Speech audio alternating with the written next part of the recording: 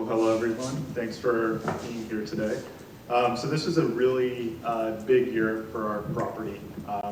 We had a work party basically at least every month, and then we had a few extra ones scattered in there, and that's not to mention the memorial garden work parties that happen sporadically as well. So some things that we accomplished as a team, and if you look at your ministry list, you'll see the people who are very involved with our property on our property committee. And if you want to be part of the property committee, let me know. We'll be having a meeting in February, so we try to meet every other month just to talk about some of the things going on with the Redeemer property. So we did some window repairs. So Bill and Doug and then some others did some really impressive work to repair the framing on the windows. That accessibility ramp the railing was starting to fall apart.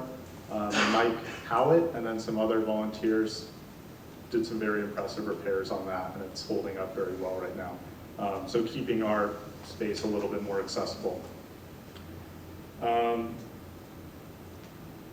With that, we also, as I mentioned earlier, brought the property committee out. So now we have meetings every other month to talk about some of the things going on with the Redeemer property.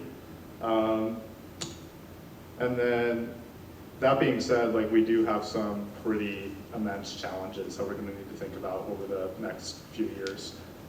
You might have noticed that some of the panels on the exterior of the building are deteriorating, and we're going to need a new paint job at some point. So this is something that we'll have to think about together and pray about as a congregation.